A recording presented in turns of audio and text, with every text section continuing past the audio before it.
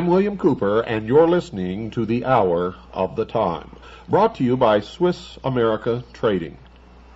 Welcome, Will, once again to The Hour of the Time. Thanks, Bill. It's a pleasure to be here.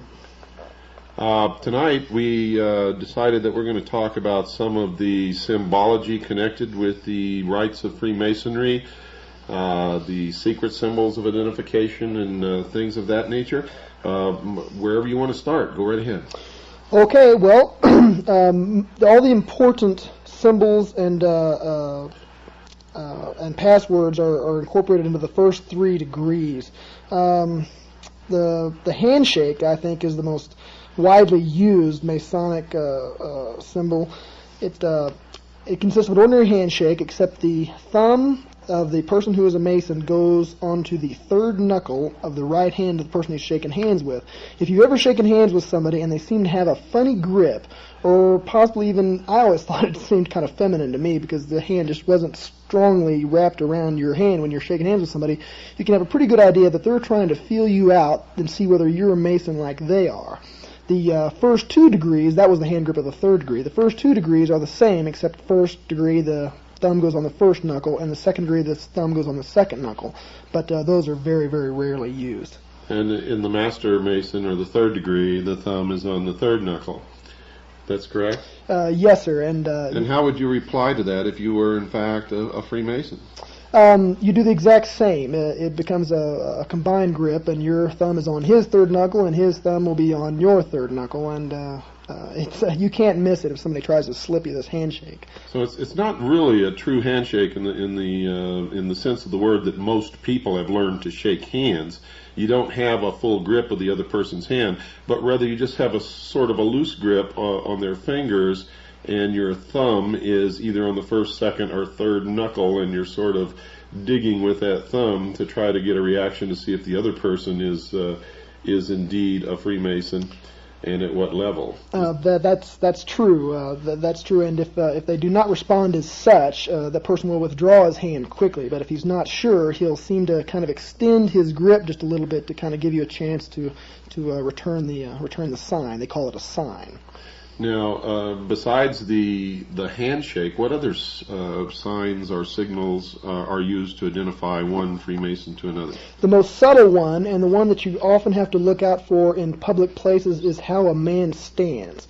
The position of his feet will be a dead giveaway. Most people stand in just a leisurely position with their feet pointing outward just slightly.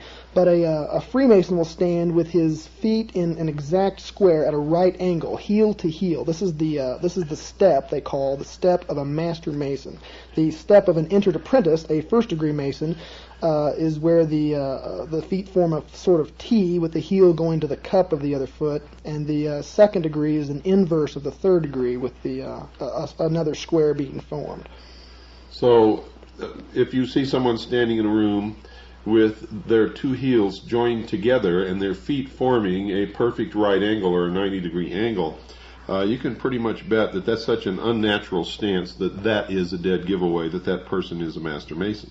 Unnatural and uncomfortable, I might add, to anybody who's stood. You're forced to stand like this when you become initiated. And also when you return the ritual, you have to do memory work and memorize the ritual and then give it back before you are raised to the sublime degree of a Master Mason. yeah, it's a dead giveaway because nobody stands like that naturally. It's just not a comfortable position to stand. And why would someone stand like that? Would they do that in a room full of strangers to let other Freemasons who might be in the room know that it's okay to come and have some kind of a fellowship with them because they're a Freemason? I myself have stood just like that for that very purpose. Because it's just noticeable. It's a way of broadcasting who you are and talking to the rest of the world without the rest of the world being able to interpret what exactly you are saying. In other words, if you're not a Mason, you might look over and say, boy, that guy's kind of a nut. Look at the way he's standing. Whereas a Freemason would say, that's a brother of the craft. I'm going to go and to meet this fellow. Absolutely, that's generally the way it works. Most people just aren't aware of all these signs and symbols incorporated into the craft. But a Mason lives and breathes these things. Every time he goes to lodge, he takes on this position. He does the hand signals. He usually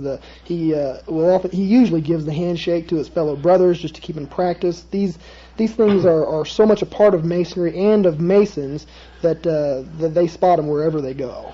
Okay, so we know the handshake, we know the heel-to-heel in the right angle. We talked in the last broadcast about I raise my hand to the square, or I raise my arm to the square. And what are some of the others? Well, the others are the hand signals, and these are also used in every single lodge meeting. And these are, to Masons, these are what are most easily and most commonly used to communicate between Masons their identity.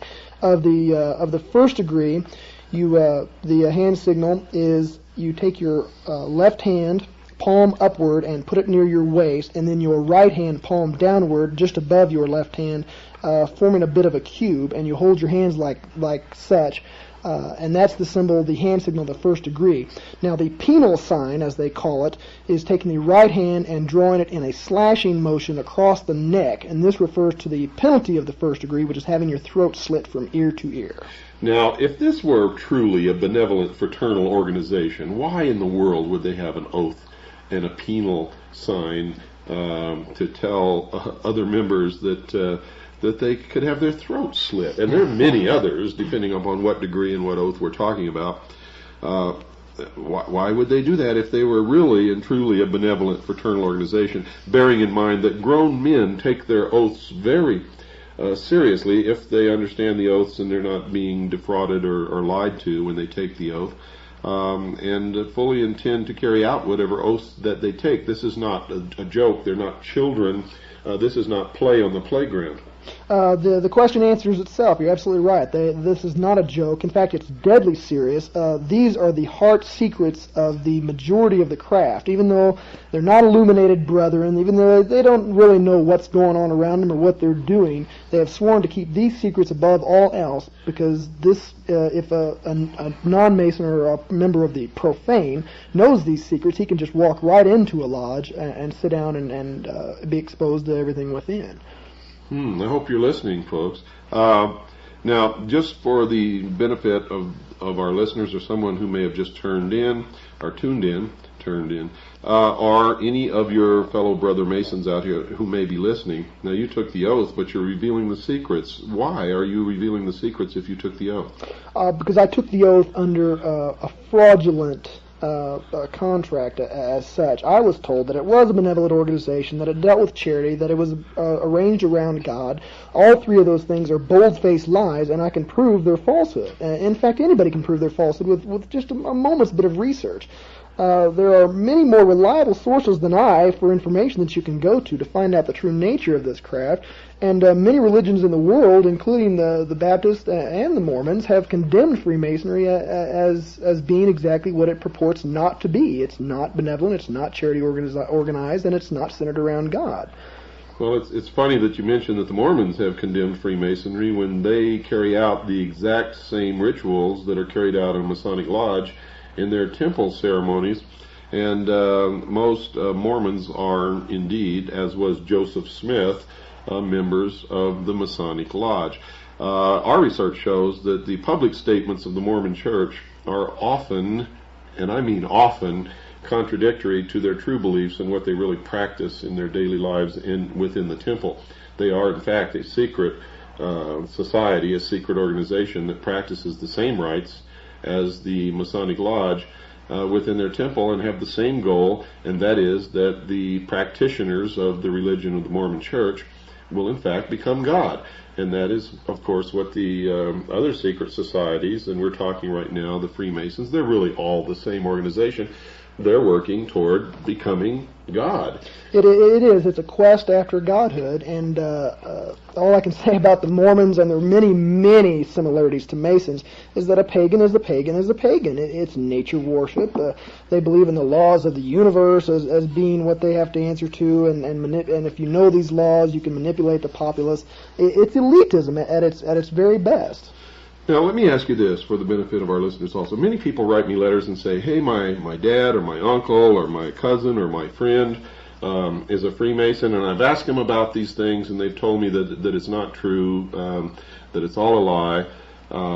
Will Freemasons lie to hide the truth? Every single time, if the truth will give away what they don't want to give away. In fact, I've been lied to by brothers in the craft that are allegedly or supposedly teaching me and instructing me in what goes on.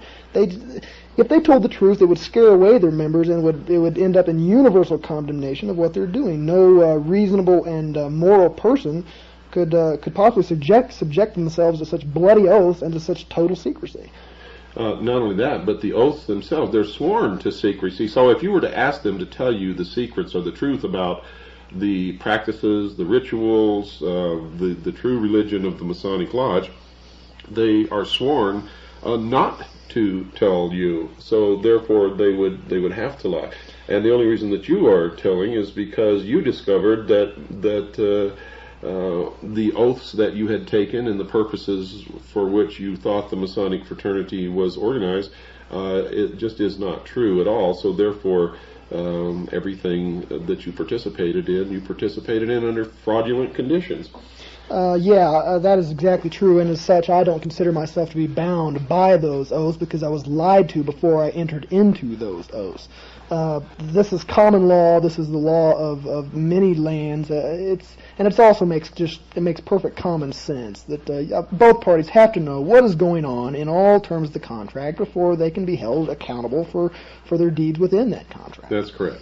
And the oaths that you took, you thought were for a different purpose and to a different God than the God that you discovered and the purpose that you finally discovered. So folks out there, when you go and ask your relatives or your friends or your cousins or your business associates questions about the lodge, about Freemasonry, about any secret society, no matter what name it is, the Rose and Cross, Knights Templars, the Knights of Malta, the Order of St. John of Jerusalem, any of these people, they cannot and will not tell you the truth because it is forbidden to them. And in fact, if they do, they could find themselves suffering the consequences of the very oaths they took, not to reveal these secrets. Now, what are some of the other signs that we have not discussed? Okay, I covered the first degree. The second degree we've also partially covered. The sign of the second degree is to hold your right arm extended outward with the elbow at a right angle and the hand facing up, palm forward. And the penal sign of that is to draw your right hand across your chest from left to right in a claw-like motion, which refers to the penalty of the second degree, which is to have your breast torn open and your heart and vitals taken thence and given as to the birds of the air and beasts of the field. That's an exact quote from the ritual, by the way.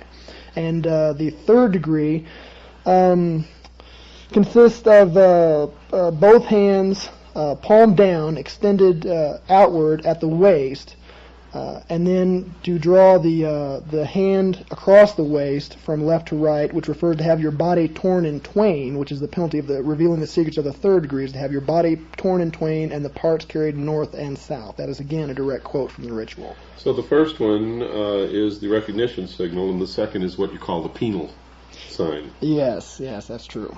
And are there other signs and signals connected with Freemasonry? There are many others. There is a recognition signal and a penal sign for every single degree in Freemasonry, and I have been through the 32nd degree and have experienced all these recognition signals and penal signs.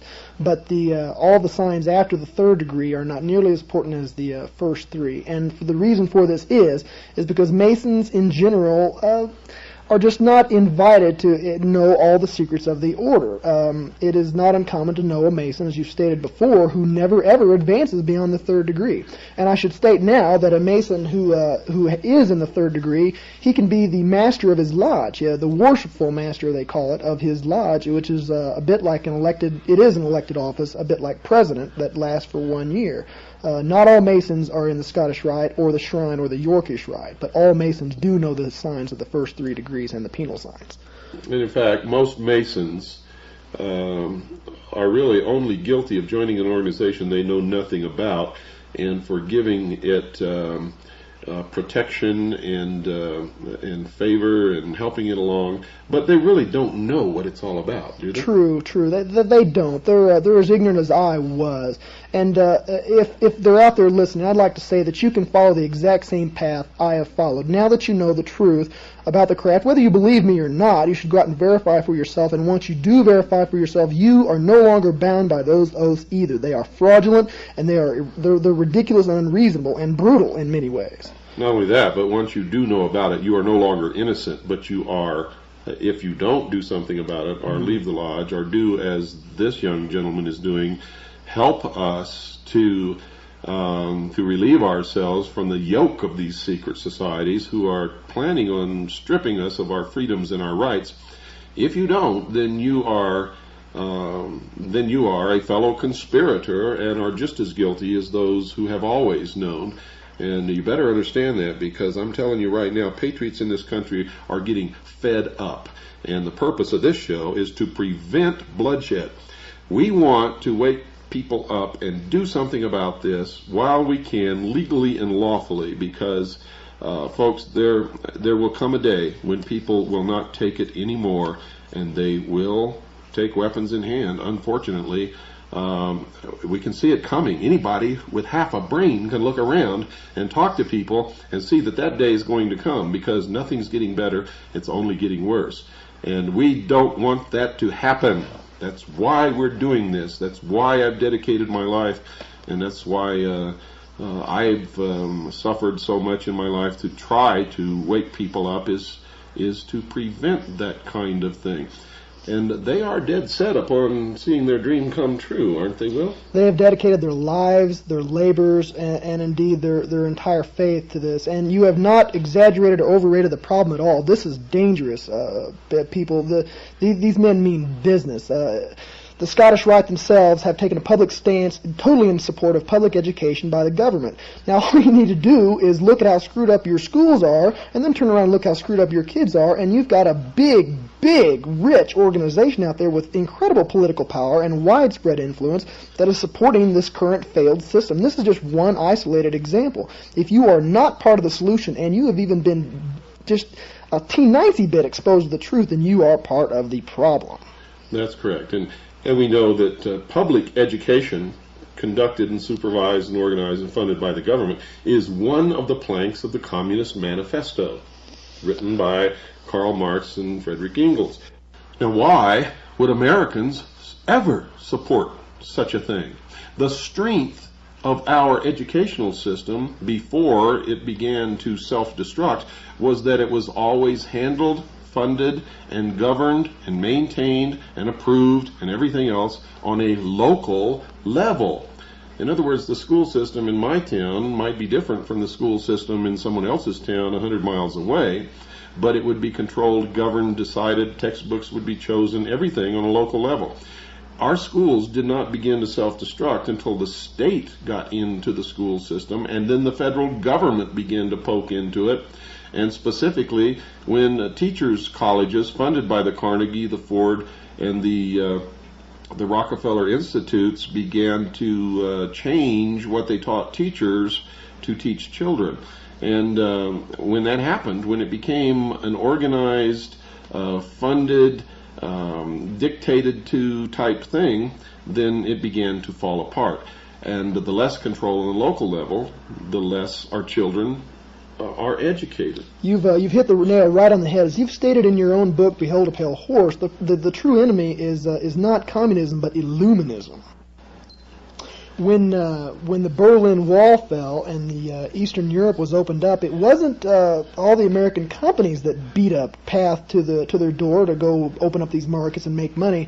There were two groups, and they were both religious in nature. One were the evangelists who went over there to try to spread the word of their religion, and the other were Freemasons who stepped in just the very moment that the communists stepped out. Already, lodges have been consecrated in St. Petersburg and Moscow and in several other major cities, and they're just popping up all over. You've got people, very old men, who actually remember when the lodges were around before Stalin wiped them out, and they're bringing them back to replace the communist masters that they just got rid of. And the only reason that Stalin did away with the lodges in the Soviet Union was because Stalin was a 33rd degree Freemason. He knew how he had risen to power. He knew what the organization was, and he didn't want them turning against him, so he got rid of them. Absolutely. They're subversives. They got him, just like Hitler, they got him to where he wanted to be, and he's not going to let anybody put him out of place with the same tools that he rose to power with.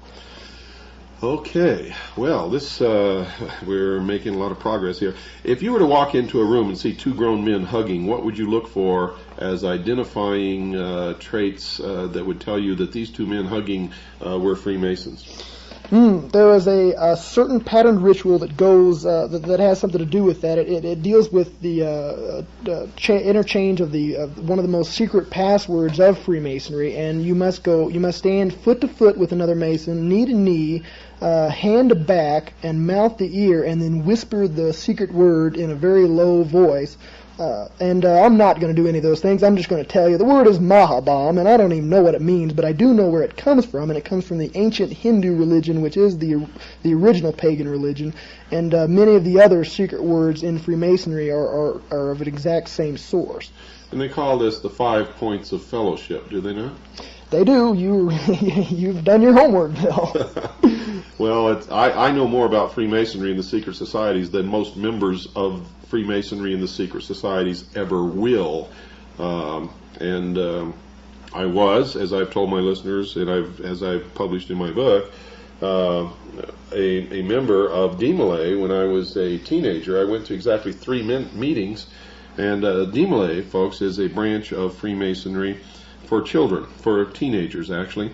And I attended 3 meetings, and my father was transferred to Japan, and I never attended another meeting ever. But I do believe that that's what got me, in fact I know it is, that's what opened the door for me to enter as a member of the Office of Naval Intelligence many years later. When I filled out my forms for security clearance, there was nothing on there for the Order of DeMolay, but I knew that it was a branch of Freemasonry, so I checked Freemasonry, and by golly, all of a sudden things began to open for me that had never opened for me before, and which most people who are not Freemasons find impossible to enter into. And I was surprised for a while and a little mystified until I discovered the real reason. But every member of naval intelligence that I ever met was a Freemason, and most of them wore their rings. What are these rings? How can someone identify the ring of a Freemason? Sticks out like a sore thumb. It looks a bit like a fraternity ring or a football ring or any other signet ring, and on the very top of the ring will be a square and compass set in what looks like a large A shape, with the square on the bottom and the compass on the top, forming what looks a bit like an A, but it's not. You can tell how seriously one takes their position in the craft. The Masons who are really there for genuine reasons, philanthropic and charity work, they have their square and compass facing to them. And those that are trying to impress and enforce the buddy system that got you in naval intelligence and the back-scratching whole thing, they wear theirs facing the outside to tell everybody else in the world who they are. But really, the only ones who really know, unless you were to ask them what that ring meant, are our fellow craft Masons. Absolutely. I shouldn't say fellow craft, that's the second degree. Our fellow brothers of the lodge. Okay, folks, we've got to take our break. Don't go away. We'll be right back after this very short pause. This is William Cooper for Swiss America Trading. How do you... Welcome back to the hour of the time. Will, you've got something there you want to say, I think. Yeah, I'd like to give a little message to my brother Masons out there. I know that all those who are listening are thinking some pretty hard thoughts about me. You're thinking things like that I'm a traitor to the craft. Well, I'm thinking that you're a traitor to your country. And if you think that I've betrayed my brothers, I feel that you've betrayed me with your deception. If you believe that I've broken my oaths, and even if those oaths are valid, something that I do not believe, I think they're null and void, well then I just have to say this, so what? We all gotta go. Now my brothers can go quietly into slavery, living a lie and burying their heads in the sand, or you can go like a man, squarely facing the truth and fighting for freedom. I honestly believe this, and I honestly believe that the whole nature of the craft is sinister.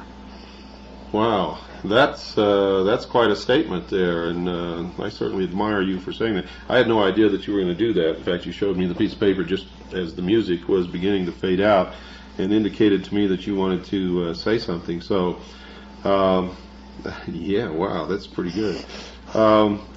Okay, let's get on into the rest of the program. What are some of the are there other signs and signals that the secret societies, Freemasons in general, use to identify themselves to each other? I've never been a member of any other secret society besides Freemasonry, and much to my joy and to your good fortune out there, I have already told you most of the secrets that are protected by the craft, as far as the common layman of the craft will know, with the exception of one. And that is concerning Hiram Abiff, who is a bit of a patron saint, I guess, of Freemasonry. Somebody they pulled from the Bible and turned into a character to give a meaning to their ritual. When two Masons come together, one of the easiest ways that they'll come to know each other without having to shake hands, hug in the middle of the street, or do little foot dances or whatever kind of nonsense that they're doing out there, they'll just come up and say, well, hi, Hiram, how you doing? Or, hello, Mr. Abiff. Or if you want to catch a Mason on the phone, you just tell them that H. Abiff is calling, and believe me, you'll get service right away. Well, that's good to know. We can certainly use information like that. But we know that some of the symbols and signals and signs used in the Masonic order were also used by the Knights Templars and others. So this didn't come strictly from this one society, but literally they are all one. What are some of the vocal signals, the speech, what words, besides Hiram Abiff, what else would you say to someone to solicit whether or not they were in fact Freemasons? One of them that I've also come across, and I've seen this in writing, and it was a bit of a mystery to me until I sought some advice about it. They'll ask each other if they're a traveling man, and what they mean by, and this comes directly from the old Templar ritual, and it stands as a positive factual link of the continuity between ancient secret societies and modern Freemasonry, is they'll ask if they're a traveling man, and the meaning behind that is one traveling from west to east, east being the source of knowledge. Or illumination. Ah. It's also the point where the sun rises, which goes back to the first religion, which was the cosmology, where all of these religions and secret societies sprang from, which was the worship of the sun, the source of illumination, the source of warmth, the source of all life, the source of everything, rises in the east every morning, and is in fact, for those who really understand, the morning star. Is that not correct? Absolutely, and that gives a great illumination, if I may say so, as to why the worshipful master sits in the east of the lodge, and also why during the ritual, when a young unknowing Freemason like myself is brought in and has a degree conferred upon him, he circumnavigates it as he walks around in a circle from all the points of the lodge, going from the worshipful master in the east to the junior warden in the south to the senior warden in the west, and then back to the master in the east. He is traveling as the earth travels around the sun in a circle of worship, and it might even be a direct reference to Solomon's circle. And if you've told me yourself, Bill, about the traveling man, that too has been used by communists, hasn't it? Yes, in fact, anybody who knows anything about the Internationale, or the secret society known as the International, the Communist Party, the International Socialists, socialism. If you studied them, the same passwords are used by them. All of these organizations are one. Socialism stems from the mystery schools. That's where it comes from. You'll find that most of the mystery schools preach the tenets of the Communist Manifesto, written by Karl Marx and Friedrich Engels, whom, by the way, didn't just wrote it. They were the hacks who fronted for it. They did not make it up. It came out of ancient documents and an ancient philosophy. And the password is the same. Are you a traveling man? And that's how communists identified themselves to each other from cell to cell and country to country, and kept their business secret. And I got that straight out of the files of the Federal Bureau of Investigation in their investigations of the International, the Communist Party, International Socialism. They're all the same. Freemasonry, the Knights of Malta, the Rosencross, they're all the same organization, folks. And remember, one of their tenets is, and in fact, Adam Weishaupt said this, the strength of our order lies in its concealment and in its many different names, appearing under many different names and many different occupations, sometimes even appearing to oppose ourselves. But at the highest levels, they're all the same, because they use the system to coerce the people to go along what they want. If they want to change something in a certain direction, they'll look at the population, the society, the problems that exist, and they will intentionally foment a problem in order to get the people to cry for an answer to that problem, which will be the direction that they want to take that society into. They will create two opposing groups. At the top of these two opposing groups will be their people, so that it's a controlled conflict, bringing about a controlled resolution or a desired end. And you guys better wake up to this. I'm telling you, you better wake up to it. You better pay attention to what you're hearing here. You better realize that this young man sitting next to me is a hero. He's risking his life to bring you this information, as are many other people operating out of the public eye. You may never, ever in your life know who they are. They're working to save your freedoms for you. And sometimes I have to sit back and watch it. Why are we all doing this? Why am I doing this? Why is he doing this? Why are all these people doing this when most of you out there sit back and do nothing? I have people write me letters and say, I don't want to be in your mailing list because somebody might get your mailing list and they might know who I am. I've had other people write and say, what is that symbol that's over your name when you sign your name on your documents? That's the sign of something evil, and I don't want to be a part of your organization. That's fine with me, folks. To tell you what that is, for those of you who are interested, that's a CHOP. It was given to me as a gift by the head of the accounting department of the last college where I was the executive director. She was Chinese, went home to Hong Kong for Christmas, and brought that back for me. That's the way the Chinese people sign their name. It literally means the director, the boss.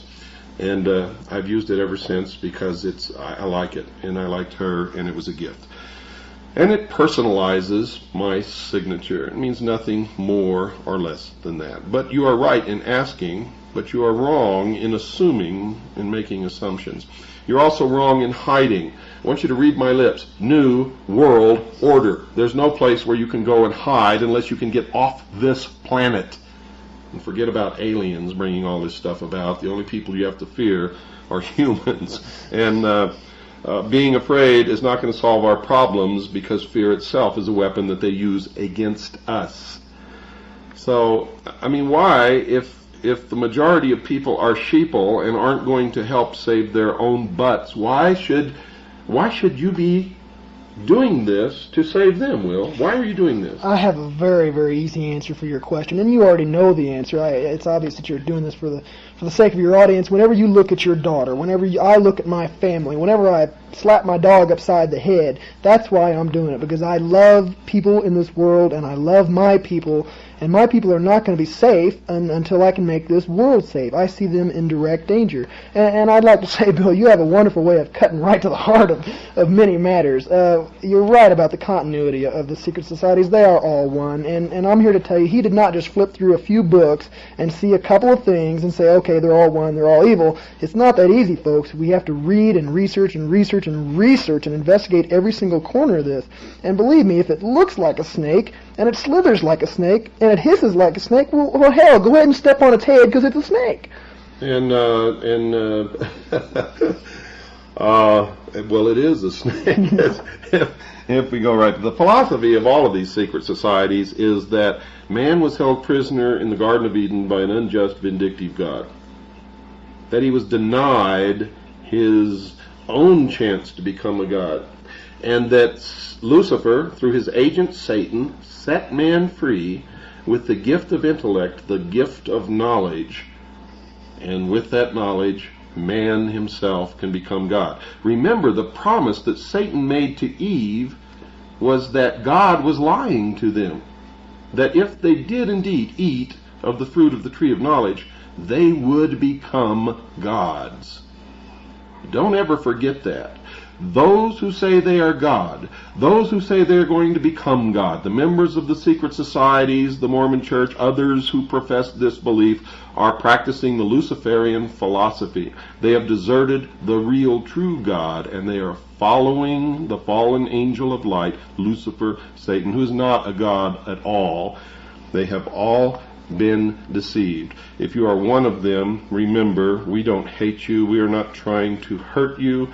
If you want to continue to practice your religion, that is okay with me and any true person who is an American and who believes in the Constitution. It is only when you practice your religion with the aim of taking away my freedoms and forcing me to practice your religion under a New World totalitarian socialist government which you intend to bring about that it becomes not only my business but my duty to stop you.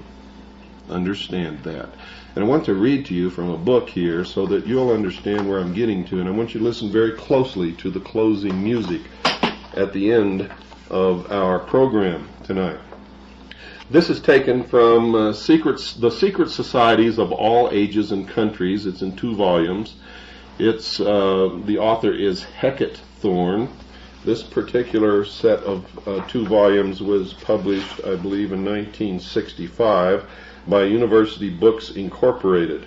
The Library of Congress number is 65-22572. So I urge you to get this set of books because these books were written back when it was still easy to get a lot of information on the existing secret societies, much easier than it is today. I want to read to you from page 14 of volume 2 under Secret Societies, Freemasonry, Rites and Customs, paragraph 391 entitled Masonic Customs. Some Masonic peculiarities may conveniently be mentioned here. Freemasons frequently attend in great state at the laying of the foundation stones of public buildings. They follow a master to the grave.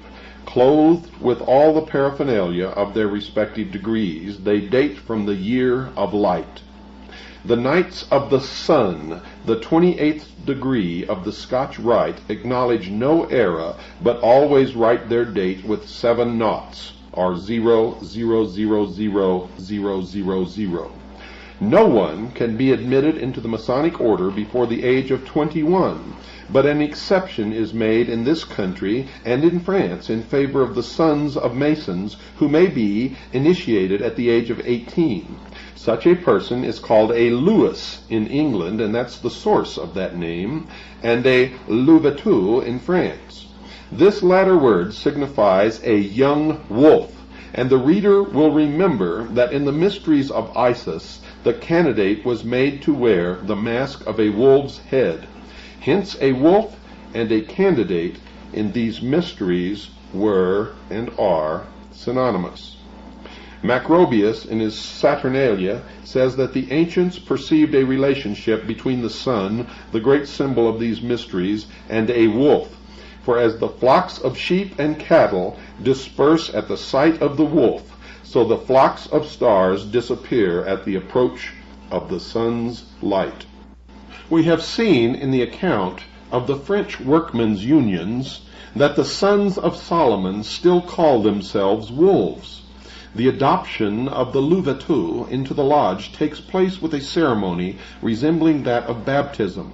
The temple is covered with flowers, incense is burnt, and the godfather is enjoined not only to provide for the bodily wants of the newborn member, but also to bring him up in the school of truth and justice. The child receives a new name, generally that of a virtue such as veracity, devotion, beneficence, and the godfather pronounces for him the oath of apprentice, in which degree he is received into the order, which in case he should become an orphan, supports and establishes him in life. Now the key words here, folks, that I want you to remember and pay very close attention to when you hear the closing theme or the music that closes this program tonight is this, and I'm going to quote directly from it. Quote, Macrobius in his Saturnalia says that the ancients perceived a relationship between the sun, the great symbol of those mysteries, and a wolf. For as the flocks of sheep and cattle disperse at the sight of the wolf, so the flocks of stars disappear at the approach of the sun's light. Now remember in chapter 1 of my book, Silent Weapons for Quiet Wars, there is a quote of these people who have declared a silent, quiet war upon the American people using silent weapons that goes like this. Quote, a nation or world of people who will not use their intelligence are no better than animals who do not have intelligence.